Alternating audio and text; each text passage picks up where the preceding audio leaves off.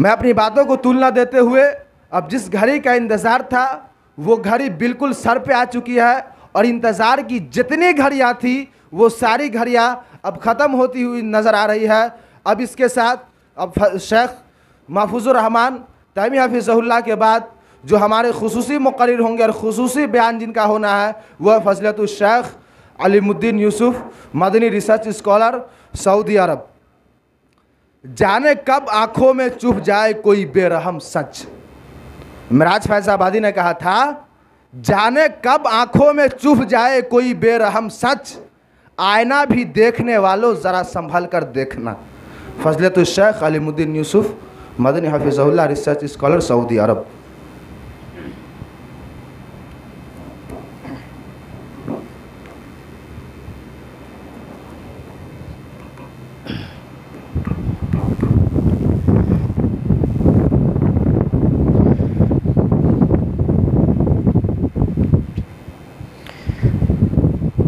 अस्सलामु अलैकुम वरहमतुल्लाहि वबरकातुहू।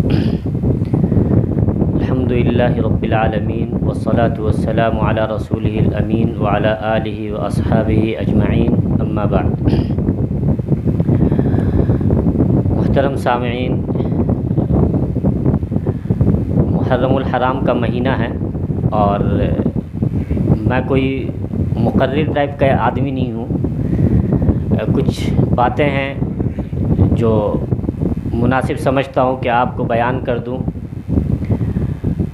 हमारे लिए भी उसमें नसीहत है, आपके लिए भी नसीहत है। सबसे पहली बात ये याद रखें कि अल्लाह रब्बुल आलमीन ने दिन और वक्त या जगह बाज़ को बाज़ पर फ़जीलत दी है। अब आप देखें कि जो फ़जीलत मक्का यानी मस्जिद हराम की है वो फ़जीलत मस्जिद नबवी की नहीं है।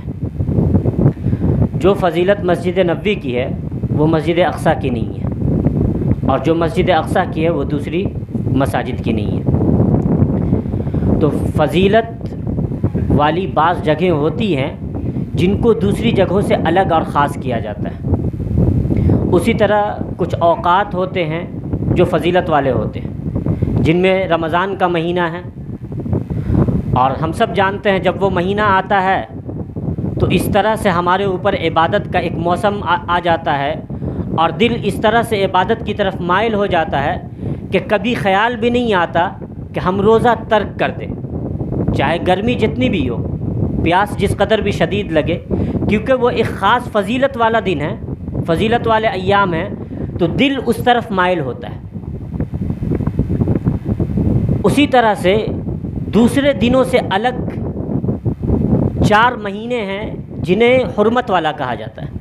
कुरान में इसका तज़किरा है कि इन्ना इद्दतश-शुहूरि इंदल्लाहि 12 शहरन फ़ी किताबिल्लाहि यौम ख़लक़स समावाति वल अर्द मिन्हा अर्बअतुन हुरुम। 12 महीने हैं, 4 महीने हैं जिन्हें अल्लाह रब्बुल आलमीन ने हराम बनाया है, हराम करार दिया है। और हराम करार दिया है का मतलब यह है, ख़ुद अल्लाह रब्बुल आलमीन ने आगे बयान किया फ़ला तज़लिमू फ़ीहिन्ना अनफुसकुम, अपनी जानों पे इन अय्याम में, इन महीनों में जुल्म ना करो। हुर्मत का क्या माना है और जुल्म का क्या माना है? हुर्मत का माना है कि वो चीज़ या अगर किसी शय को हराम करार दिया गया है तो वो काम आप नहीं करेंगे। महीने को अगर हराम करार दिया गया है कि ये महीना हुर्मत वाला है, मतलब ये है कि इसमें अगर आप कोई गलत काम करते हैं तो उस गलत काम की संगीनी, उस जुर्म की सज़ा मज़ीद बढ़ जाती है। जुर्म या गुनाह हर महीने में हर दिन हराम है, लेकिन अगर उन अय्याम में करेंगे तो मज़ीद उसकी संगीनी बढ़ जाएगी। अब उसकी एक मिसाल लें। रमज़ान का महीना जब आता है तो नबी अकरम सल्लल्लाहु अलैहि वसल्लम ने फरमाया कि शैतान को जकड़ दिया जाता है और फिर उसके बाद एक पुकार लगाने वाला पुकार लगाता है, जन्नत के दरवाज़े खोल दिए जाते हैं। ये सब पहले हदीस में है, जन्नत के दरवाज़े खोल दिए जाते हैं, जहन्नम के दरवाज़े बंद कर दिए जाते हैं। और फिर उसके बाद एक पुकार लगाने वाला पुकारता है कि आओ अल्लाह के रास्ते की तरफ, खैर की तरफ, और बुराई से रुक जाओ। अब एक शख्स को बताया गया कि आपकी मंजिल फुला है। जब वो रास्ते पर चलने के लिए निकला तो मालूम था कि रास्ते में दाएं बाएं कुछ मोड़ ऐसा आता है जहां पर कुछ भटकाने वाले खड़े हैं, और कुछ जगह ऐसी आती हैं कि जहां उसके गुमराह होने का खौफ होता है। तो क्या किया कि उन जगहों को बंद कर दिया ताकि आदमी सीधा जाता रहे, दाएं बाएं उसको मुड़ने की फिक्र भी ना आए, सोच भी ना आए। अब वो आगे जा रहा है, साथ में एक आदमी सामने खड़ा है, उसके आगे आगे जा रहा है और कह रहा है कि आपकी मंजिल आगे है। अब अगर इसके बावजूद भी कोई शख्स किसी बंद दरवाजे को ज़बरदस्ती खोल करके दाखिल हो जाता है और गुमराह होता है, तो ऐसा शख्स सिर्फ सज़ा का मुस्तहिक नहीं है, बल्कि बहुत बड़ा मुजरिम है और उसकी सज़ा बहुत बड़ी होनी चाहिए। इसलिए हदीस में आता है कि नबी अकरम सल्लल्लाहु अलैहि वसल्लम एक बार मिंबर पर चढ़ रहे थे तो 3 बार आमीन कहा। सहाबा ने पूछा क्यों कहा? तो कहा जिब्राइल अलैहिस्सलाम आए, उन्होंने ऐसा ऐसा ऐसा कहा तो मैंने उस पर आमीन कहा। उनमें से एक बात ये थी कि जिसके ऊपर रमज़ान का महीना आया, गुज़र गया, मग़फ़िरत नहीं करवा सका तो उसके लिए हलाकत हो, या वो शख्स ज़लील हो। अब तसव्वुर करें कि अगर कोई शख्स शव्वाल के महीने में अपनी मग़फ़िरत नहीं करवा सका तो उसके लिए ज़िल्लत की बद्दुआ नहीं है। 11 महीने में अगर गुनाहों में उलझा हुआ है, नहीं करवा सका मग़फ़िरत, तौबा नहीं किया, तो ज़िल्लत की बद्दुआ नहीं है। लेकिन ख़ास तौर से अगर रमज़ान में नहीं किया तो उसके लिए ज़िल्लत की बद्दुआ है। क्यों? क्योंकि जब इंसान को तरीक़ा बिल्कुल वाज़ेह कर दिया जाता है, रास्ता वाज़ेह कर दिया जाता है, और उसके बावजूद भी भटक जाए तो ऐसे शख्स पर सख्त सज़ा बनती है। ये महीना हुर्मत वाला है, अज़मत वाला है। इसमें अल्लाह रब्बुल आलमीन ने ख़ास तौर से तंबीह की है कि आप गलत काम नहीं करें। समझा दिया है, बता दिया है। उसके बावजूद भी अगर कोई शख्स गलत काम करता है तो इसका मतलब वो सिर्फ मुजरिम नहीं है, बल्कि वो बहुत बड़ा और बहुत जुर्अतमंद मुजरिम है। एक छोटा मोटा चोर होता है और एक बहुत बड़ा जुर्अत वाला चोर होता है। ये जुर्अतमंद मुजरिम है कि जो अल्लाह रब्बुल आलमीन के बताने के बावजूद भी कि ख़ास तौर से इस महीने में कोई गलत काम ना करना करता है। जुल्म क्या है? इस महीने में जुल्म से मना किया गया। जब जुल्म की बात आती है तो हम क्या समझते हैं? किसी को सताना, गाली देना, किसी का माल छीन लेना, किसी की ज़मीन हड़प लेना, ये सब जुल्म है, लेकिन बहुत निचली सतह का जुल्म है। उससे बड़ा भी जुल्म है। इन्न शिर्क लज़ुल्मुन अज़ीम, शिर्क सबसे बड़ा जुल्म है। सबसे बड़ा जुल्म शिर्क है। और उसके बाद जिस गुनाह की जितनी ज़्यादा संगीनी है वो उतना बड़ा जुल्म है। शिर्क के बाद बिदअत का मरहला आता है, फिर गुनाह कबीरा का मरहला आता है। तो जुल्म, आप जब कभी आप जुल्म सुने तो ये नहीं समझें कि जुल्म सिर्फ ये है कि आप किसी को सताएं। जुल्म ये भी है कि आप अल्लाह रब्बुल आलमीन के हक़ में हक़ तलफ़ी करें। आप अल्लाह रब्बुल आलमीन के अलावा किसी और के सामने सर झुकाएं, ये सबसे बड़ा जुल्म है। और ये अल्लाह रब्बुल आलमीन को तकलीफ़ देना है। लिहाजा जुल्म का ये माना और ये मफ़हूम आपके जहन में रहे। अब उसको समझे कि ये हुर्मत वाले महीने में जुल्म नहीं करना है। हुर्मत वाले महीने में जुल्म से मुराद न आप शिर्क करें, न बिदअत करें, न गुनाह करें। तीनों में से कोई भी काम जायज़ नहीं है, और अगर कोई करता है तो उसकी संगीनी बढ़ती है। ये महीना नबी अकरम सल्लल्लाहु अलैहि वसल्लम की ज़िंदगी में तकरीबन अगर नबूवत के बाद का मरहला ले तो 23 साल तक आया, और उन 23 सालों में आप सल्लल्लाहु अलैहि वसल्लम ने हमें एक तरीक़ा करके दिखाया है, एक अमल करके दिखाया है कि हम क्या करें इस महीने में। अब आपको मालूम है, हमको भी मालूम है, हम लोग जानते हैं कि नबी अकरम सल्लल्लाहु अलैहि वसल्लम छोटी से छोटी बात बताते थे। बाज़ लोग ताज्जुब करते थे कि देखो इनके नबी ने हर कुछ का तरीक़ा सिखाया है, यहाँ तक कि अगर बैतुल खला जाना है तो उसका भी तरीक़ा सिखाया है। नबी अकरम सल्लल्लाहु अलैहि वसल्लम ने हर एक बात बताई है, हर एक महीने के ताल्लुक़ से अगर कोई पैगाम हो सकता था तो दिया है। चुनांचे तबरानी की हदीस है, आप सल्लल्लाहु अलैहि वसल्लम फरमाते हैं कि मा मिन शैइन युक़र्रिबुकुम इलल जन्नह इल्ला वक़द बय्यन्तुहु लकुम। वो तमाम चीज़ें जो तुम्हें जन्नत के करीब कर सकती थी वो मैंने तुम्हें बयान कर दिया है, और वो तमाम चीज़ें जो तुम्हें जहन्नम के करीब कर सकती थी या जहन्नम से दूर कर सकती हैं वो भी मैंने तुम्हें बतला दिया। अब उसकी रोशनी में देखें कि नबी अकरम सल्लल्लाहु अलैहि वसल्लम ने मुहर्रमुल हराम के महीने में क्या किया है और क्या करने को कहा है। सही हदीस है, नबी अकरम सल्लल्लाहु अलैहि वसल्लम फरमाते हैं कि अफ़्ज़लुस सियामी बाद शहरी रमज़ाना सियामु शहरिल्लाहि अल मुहर्रम। रमज़ान के बाद सबसे बेहतर जिस महीने का रोज़ा है वो मुहर्रम के महीने का रोज़ा है। एक मरतबा नबी अकरम सल्लल्लाहु अलैहि वसल्लम ने देखा कि जाहिलियत में लोग रोज़ा रख रहे हैं। पूछा क्यों रख रहे हो? नबी अकरम सल्लल्लाहु अलैहि वसल्लम ने देखा रोज़ा रख रहे हैं। फिर जब मदीना आए तो देखा यहूद व नसारा भी रोज़ा रख रहे हैं। तो कहा क्यों रख रहे हो? तो उन लोगों ने कहा कि ये वो दिन है जिस दिन मूसा अलैहिस्सलाम को फ़िरऔन के जुल्म से निजात मिली थी, तो हम शुक्रिया अदा करने के लिए रोज़ा रखते हैं।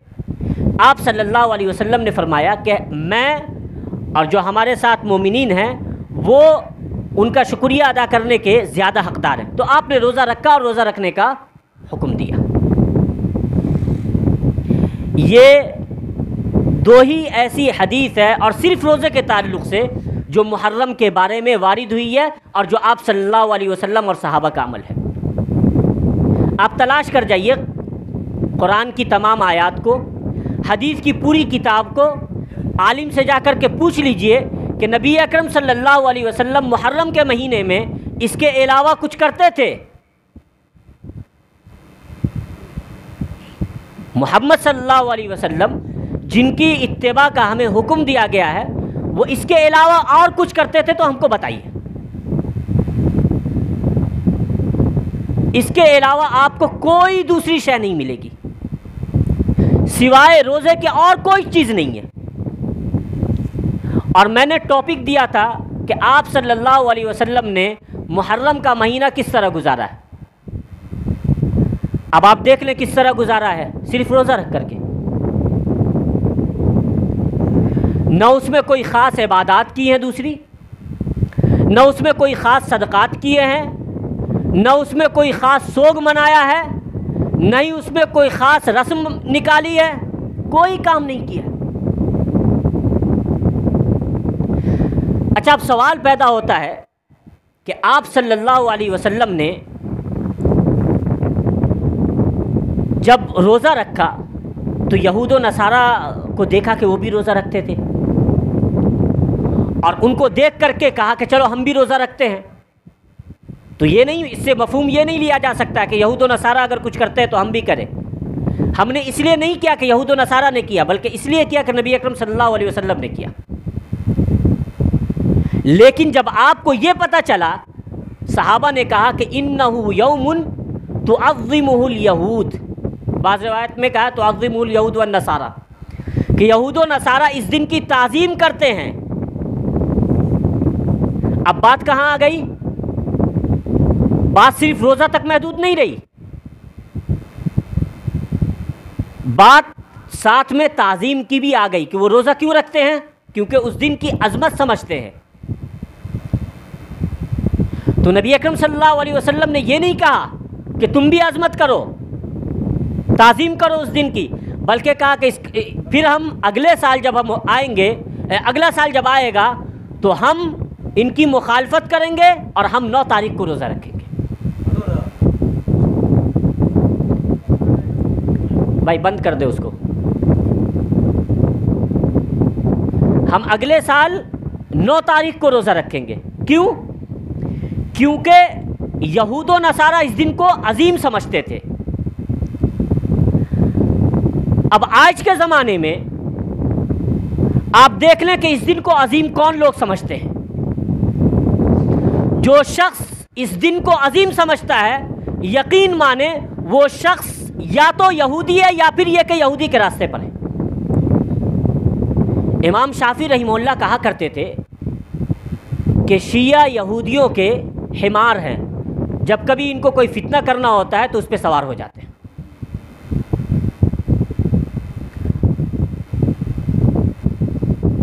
इस दिन की ताज़ीम यहूद किया करते थे। अगर कोई शख्स आज ताज़ीम करता है, इसका मतलब वो नबी अकरम सल्लल्लाहु अलैहि वसल्लम के रास्ते पर नहीं है। क्योंकि अब आपके सामने 2 रास्ता है, एक इस दिन की ताज़ीम का जो यहूदियों का और नसरानियों का रास्ता है, एक है जो सीधा रास्ता है रोज़ा रखने का, बग़ैर ताज़ीम के, ताज़ीम नहीं करेंगे, और वो नबी अकरम सल्लल्लाहु अलैहि वसल्लम का रास्ता है। आपने क्या चुना है? आप किसकी इत्तिबा में हैं? आप मुज़म्मत वाले रास्ते पर हैं। लतत्तबिउन्न सनन मन कान क़ब्लकुम, कि यहूद व नसारा की तुम लोग पैरवी किया करोगे।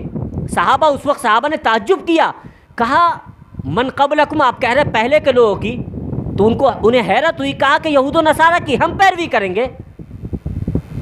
नबी अकरम सल्लल्लाहु अलैहि वसल्लम ने फरमाया, हाँ हाँ, अगर वो गोह के बिल में दाखिल हो जाएंगे तो तुम भी इस कदर उनकी पैरवी में और तकलीद में अंधे हो गए कि उनके पीछे घुस जाओगे।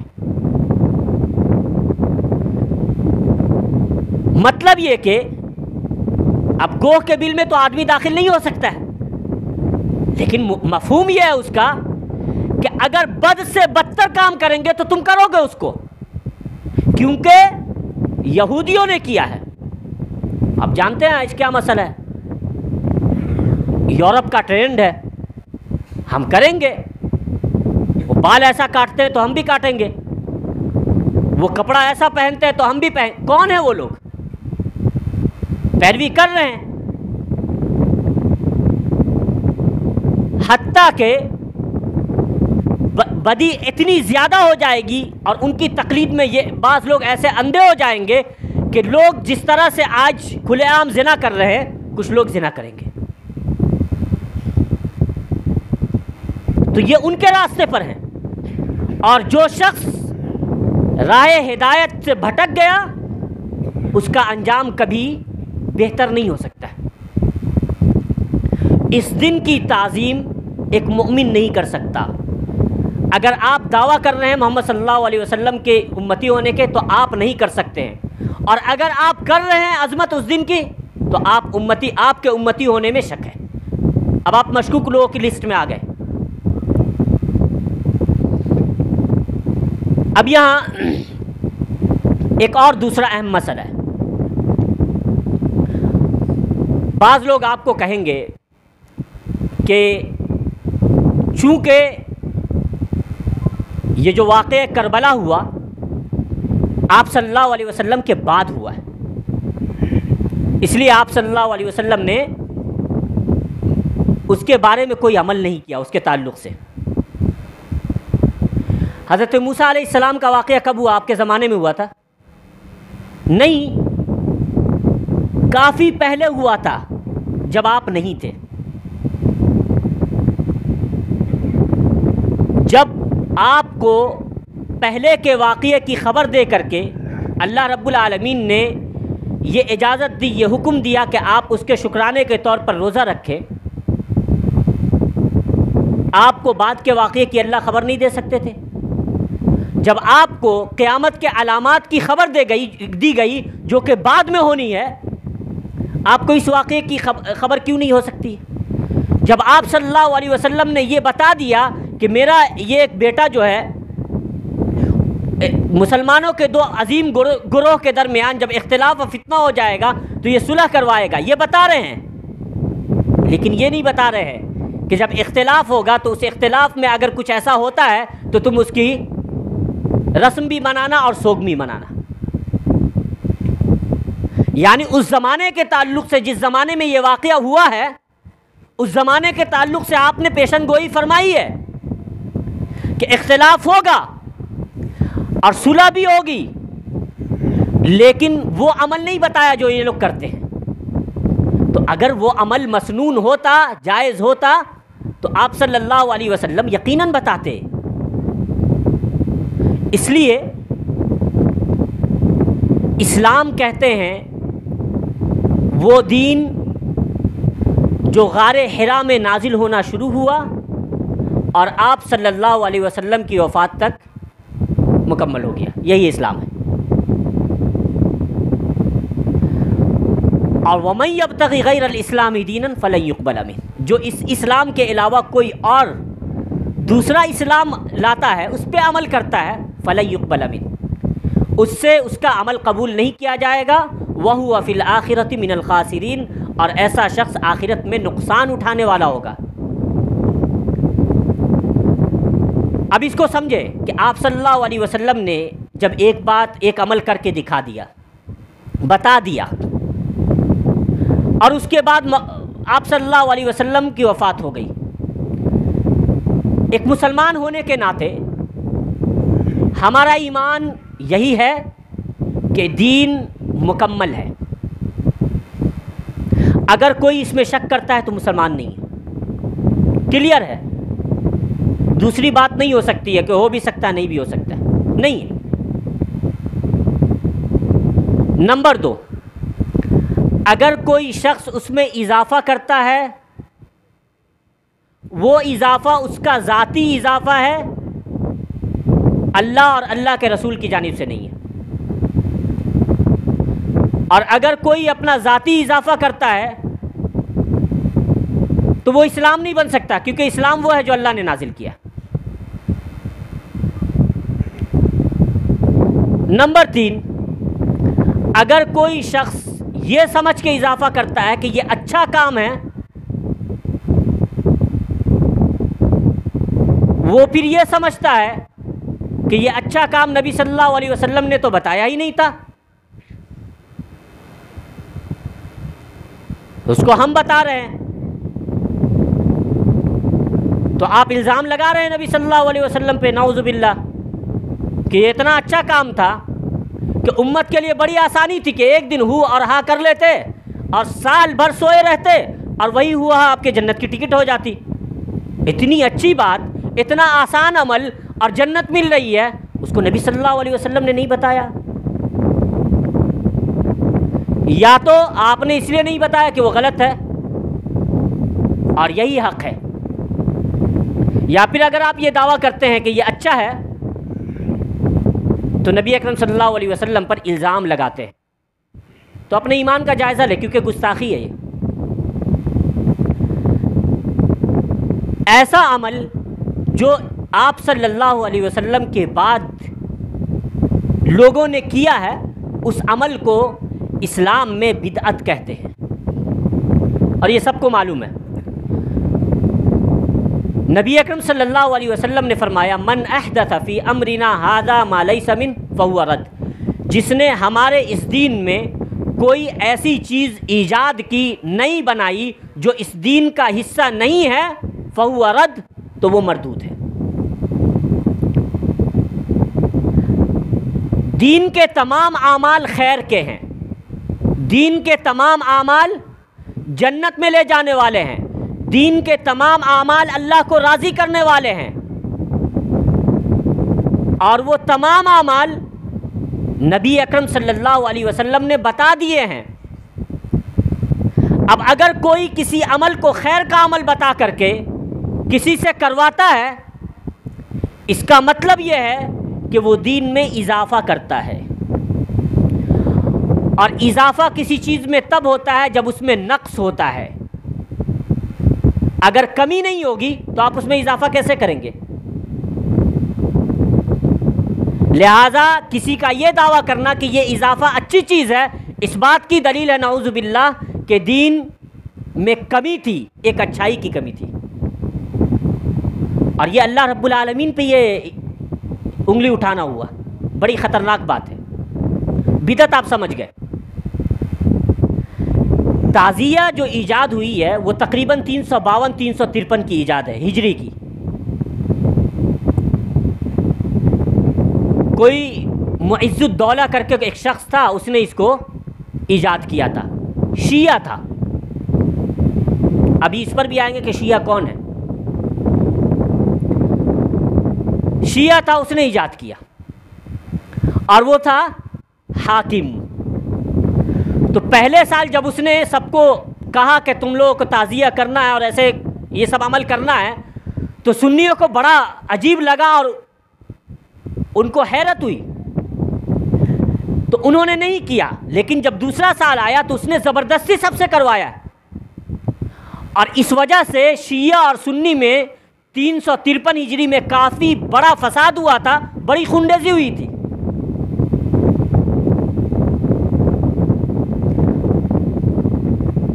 उसके बाद बाज़ लोगों ने बचने बचाने के लिए करना शुरू किया है, और ये बिदअत होते होते ईरान से होते हुए यहाँ तक पहुँची है।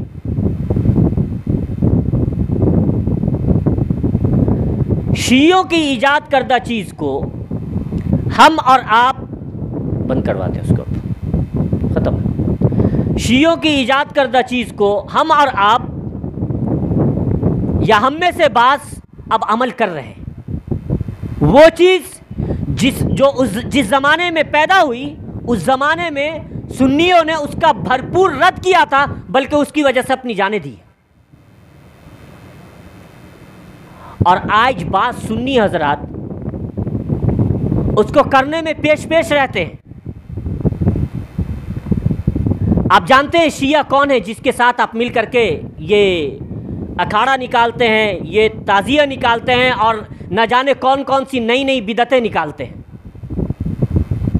ये वो हैं कि जिन्होंने ये कहा कि तुम यानी सुन्नी हो, तुम जिस अल्लाह को तुम मानते हो, जिस रसूल को तुम मानते हो, और जिस कुरान को तुम मानते हो, हम उसको नहीं मानते। जो लोग हमारे रब को रब नहीं मानते हैं, हमारे रसूल की रसालत का इनकार करते हैं, ये कुरान जिस पर आप ईमान लाते हैं कि ये मुकम्मल है, इस कुरान पर ईमान नहीं रखते हैं, आप उन शियों के साथ मिल करके अखाड़ा निकालना चाहते हैं, और उनके साथ मिलकर के आप दीन की दावत का काम करेंगे, उनके साथ मिलकर के आप गैर मुस्लिमों का और कुफ्फार को डराएंगे। और ये कौन है पता है? हज़रत आयशा रज़ियल्लाहु अन्हा को आप सब जानते हैं। अगर किसी को लगता है कि वो उनकी माँ है, तो अपनी माँ के ताल्लुक़ से सुनिए कि जिनकी तहारत और पाकीज़गी के बारे में अल्लाह रब्बुल आलमीन ने सिर्फ नबी अकरम सल्लल्लाहु अलैहि वसल्लम से गवाही नहीं दिलवाई, काफ़ी नहीं समझा, कुरान में आयात नाजिल की, क़यामत तक तिलावत की जाती रहेंगी, और क़यामत तक जलने वाले जलते रहेंगे।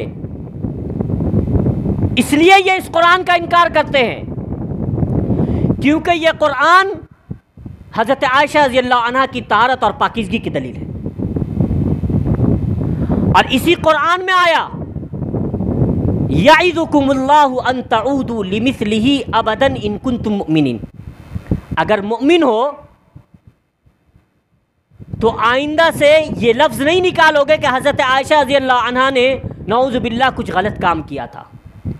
आज भी ये शिया हज़रात आज भी ये कहते हैं कि नऊज़ु बिल्लाह हज़रत आयशा रज़ियल्लाहु अन्हा ने ऐसा ऐसा किया था। आप उनको मोमिन मानते हैं, आप उनके साथ मिलकर के दावत का काम करेंगे, आप उनसे मुत्तहिद होकर के रहेंगे, और आप उनके साथ मिलकर के अपना दबदबा बनाएंगे।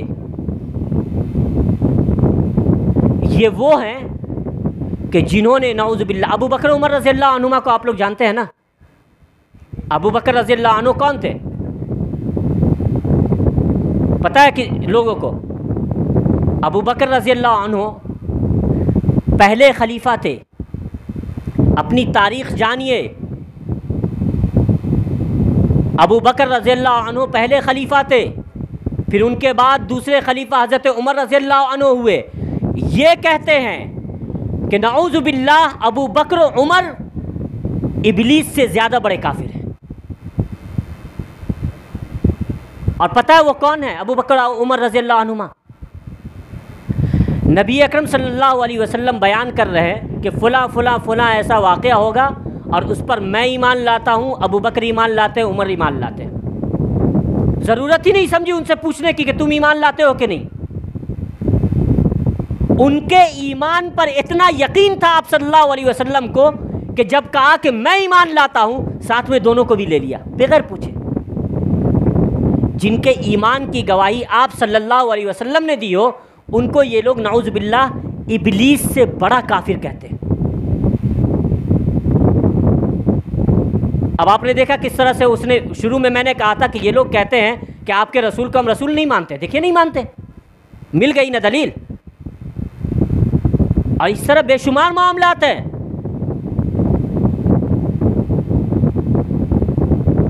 हमारा और इन शियों का इख्तिलाफ खाने में नमक की कमी और इजाफे का इख्तिलाफ नहीं है। हमारा और इनका इख्तिलाफ ज़मीन का इख्तिलाफ नहीं है। हमारा और इनका इख्तिलाफ अक़ीदे का इख्तिलाफ है। और जिस शख्स से अक़ीदे का इख्तिलाफ होगा, जो हमारे रब को रब नहीं मानेगा, अबू बकर उमर रज़ियल्लाहु अन्हुमा को नऊज़ु बिल्लाह उन पर कलाम करेगा, जो हज़रत आयशा रज़ियल्लाहु अन्हा पर बुहतान लगाएगा, जो सहाबा किराम रिज़वानुल्लाहि अलैहिम अजमईन पर कलाम करेगा, हम ऐसे शख्स से इख्तिलाफ रखने में अल्लाह रब्बुल आलमीन से अजर की उम्मीद रखेंगे। हमें कोई ज़रूरत नहीं है इन लोगों के साथ चल करके दावत करने की। कोई नहीं मानेगा हमारी बात, एक शख्स भी नहीं मानेगा। फिर भी हम ऐसे लोगों से इत्तेफाक नहीं कर सकते, ना माने कोई। अल्लाह के यहाँ मकबूल बनने के लिए, अल्लाह को राज़ी करने के लिए ये लाजिम नहीं है कि लोग हमारे पीछे चले। हमें इसकी कोई ज़रूरत नहीं है।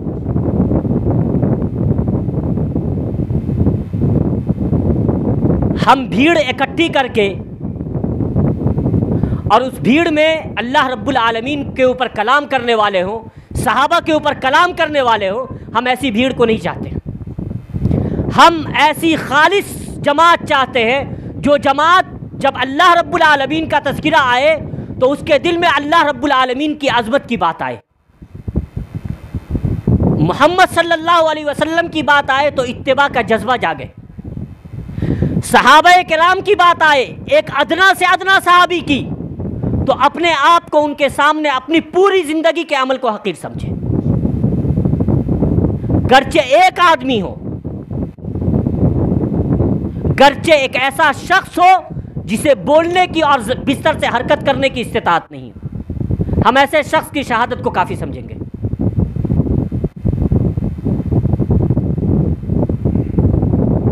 और ये याद रखें कि आज तक की तारीख़ है। डॉक्टर अबू अदनान सुहैल हैं, उन्होंने एक किताब लिखी है, इस्लाम में बिदअत व ज़लालत के मुहरिकात। किताब अवेलेबल है, मौजूद है, अल किताब इंटरनेशनल दिल्ली में मिलती है। डॉक्टर लुकमान सलफ़ी साहब जो जामिया इब्न तैमिया के बानी हैं, उन्होंने उस किताब पर तकरीज़ भी लिखी है, मुक़द्दिमा लिखा है। उसको एक मरतबा पढ़ें, हर सुन्नी को उसको पढ़ना चाहिए। उन्होंने तारीख़ बताई है कि किस तरह से हर एक बिदअत और हर एक फितने के पीछे इन शियों का हाथ है।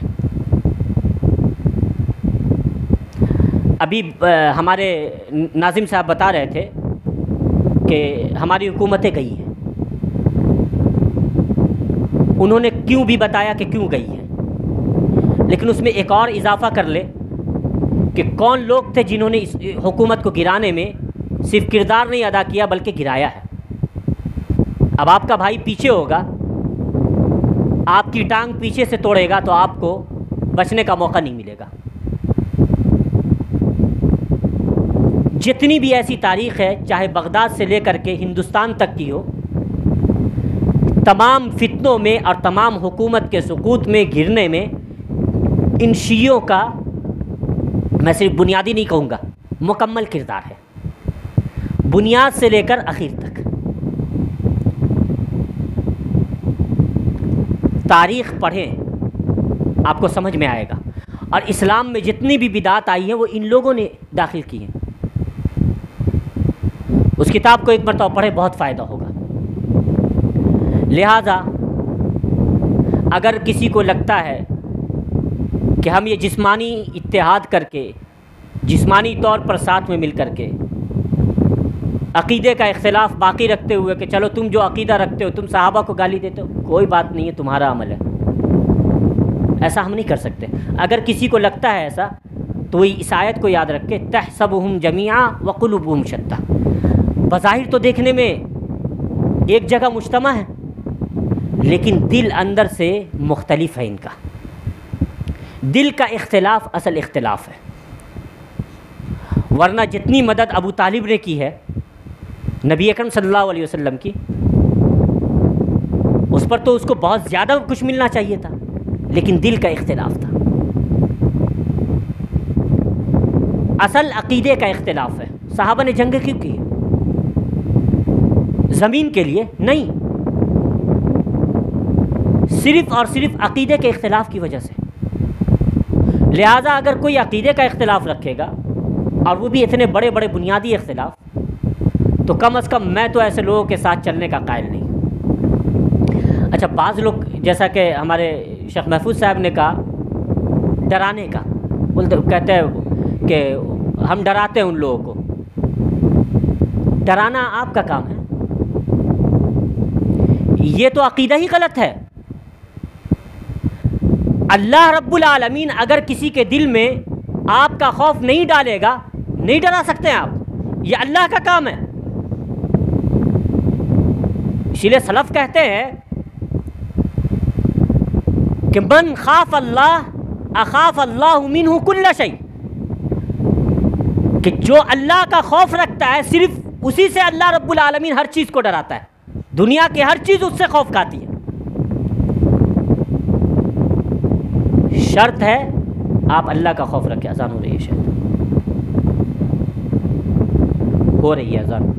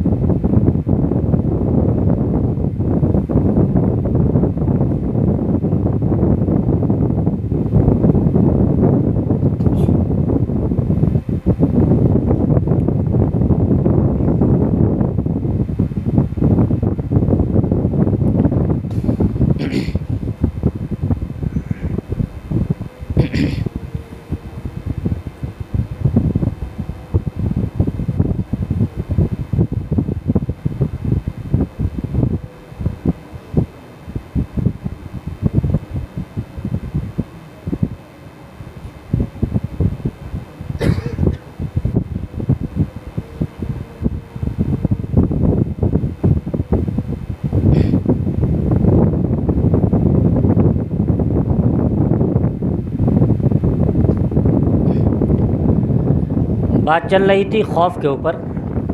नबी अकरम सल्लल्लाहु अलैहि वसल्लम का फरमान है कि नुसिरतु बिर्रुअबि मसीरत शहर, कि मेरी मदद रौब के ज़रिए की गई, यानी काफिर के दिलों में, जो कुफ़ार हैं उनके दिलों में रौब डाल करके। कितनी कहा, 1 महीने की मसाफत पे अगर कोई हो तो मेरी मदद की गई है कि उनके दिलों में रौब दाखिल होता है। ये नहीं कहा कि मैंने रौब दाखिल किया, कहा मेरी मदद की गई रब की जानिब से। तो अगर आप इस काबिल नहीं होंगे कि आपकी मदद की जाए तो आप जितना भी कर लें रौब दाखिल होने वाला नहीं। अब आप साल भर करेंगे वही काम जो वो करते हैं,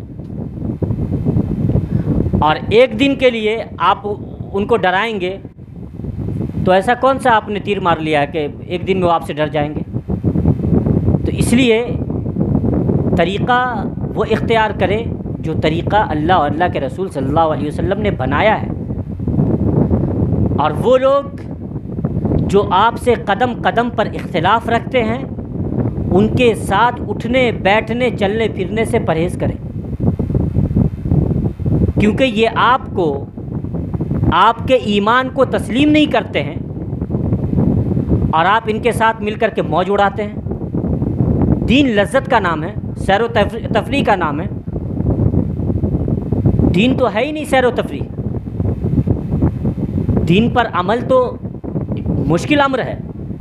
अगर आपको सैर व तफरीह लग रही है, लज्जत मिल रही है, इसका मतलब है वो दीन नहीं है। सिंपल सी बात है। दीन मुश्किल अम्र है, आपको मेहनत करनी होगी, घर से आकर के यहाँ नमाज़ पढ़ना होगा, तब जा कर के आप दीन पर अमल करने वाले हो। रोज़ा रखने में मेहनत है, ज़कात देने में आपको परेशानी है ना, माल कम हो जाता है बज़ाहिर। तो दीन ऐसा नहीं है कि उसको करने में मज़ा आ जाता है। तो इसलिए अपना अक़ीदा समझें और जो अल्लाह ने बताया है वही करें, जो तरीक़ा बनाया है उस तरीक़े पर रहें।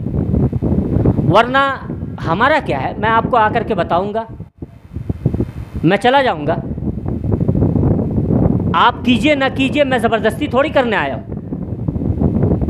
लेकिन रहना तो हमेशा नहीं है ना। अभी आज हमारी किसी भाई से बात हो रही थी, आप देखें कि जो हमसे एक सीढ़ी पहले थे, एक नस्ल पहले, हमारे दादा से पहले चले जाएं, कितनों ने अपने दादा के वालिद को याद रखा हुआ है। 100 साल का अरसा गुजर जाएगा तो आपको कोई नहीं याद रखेगा। मामला होगा का अल्लम तकुन, आप थे ही नहीं इस दुनिया में। जो करना है कर लीजिए, उसके बाद आपका सब रोब दबदबा जो आखिरत में है, कब्र में है, सब धरा का धरा रह जाएगा। आप अपना अमल लेकर के जाएंगे, मैं अपना अमल लेकर के जाऊंगा। अगर आज आपने इस्लाह अपनी कर ली, मेरा भी फ़ायदा है, आपका भी फ़ायदा है। नहीं की, मैंने अपना वाजिब अदा कर दिया, अब आप अपने ताल्लुक़ से सोचें कि आप रब को क्या जवाब देंगे। वबिल्लाहि तौफ़ीक़ व सल्लल्लाहु अला नबिय्यिना मुहम्मद व अला आलिहि व सहबिहि व सल्लम। अस्सलामु अलैकुम व रहमतुल्लाहि व बरकातुहू।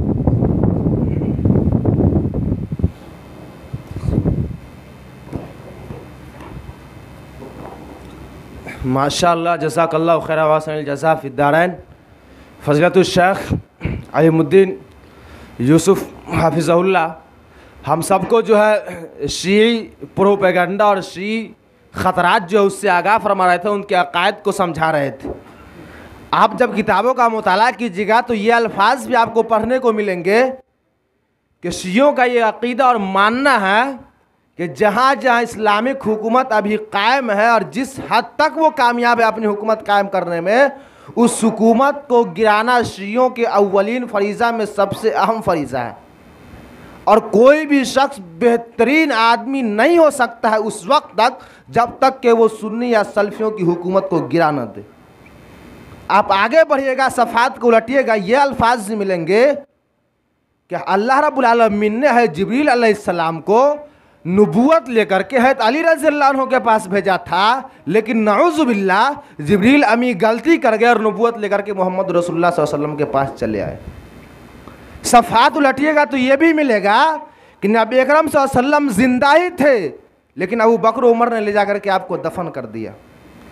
आप सफ़ात को पलटिएगा तो ये अल्फाज ही मिलेंगे कि कुरान दुनिया में असल हालत में मौजूद नहीं है। ये कुरान जो हम और आप देख रहे हैं ये अबू बकर उमर और अमीर मुआविया की गढ़ी हुई शय है। असल कुरान इमाम गैब लेकर के पहाड़ में छुपे हुए हैं, जो कुर्ब क़यामत कुरान को लेकर के निकलेंगे। अबू बकर उमर और अमीर मुआविया जैसे सहाबी को उसके कब्र से उठाएंगे, उसको ज़िंदा करेंगे, उसको सूली देंगे और कई बार इस तरह करके अपने जोश इंतकाम को ठंडा करेंगे। आप पढ़िएगा तो ये भी मिलेगा कहते आयशा सिद्दीक़ा रज़ियल्लाहु अन्हा ने जो गलत काम किया उनके अक़ीदे के मुताबिक उसकी सज़ा उनको दुनिया में नहीं मिली, उनको रजम नहीं किया गया। लिहाजा हमारी इमाम गैब है आयशा को उनकी कब्र से ज़िंदा करके है आयशा को रजम करेगा। इस तरह से जो है इस्लाम का कानून नाफिज किया जाएगा। अल्लाह रब्बुल आलमीन से दुआ है कि अल्लाह रब्बुल आलमीन हमें इस तरह के अक़ायद से और इस तरह के लोगों से, इस तरह की फ़िक्र और सोच से महफूज फरमाए और अल्लाह रब्बुल आलमीन हमें खालिस किताब और सुन्नत की पैरवी करने वाला बना दे। अल्लाह रब्बुल आलमीन का शुक्र है कि आप तमाम लोग इस मस्जिद में शरीक हुए और आप तमाम लोगों का भी शुक्र कि आप लोगों ने इस दीनी महफिल में जो है लब्बैक कहा। और नाज़िम और मुंतज़िमीन की जानिब से मैं कहना चाहता हूँ मजरू सुल्तानपुरी के अल्फाज में कि मैं तो अकेला ही चला था जानिब मंजिल मगर, मैं तो अकेला ही चला था जानिब मंजिल मगर, लोग साथ आते गए और कारवां बनता गया।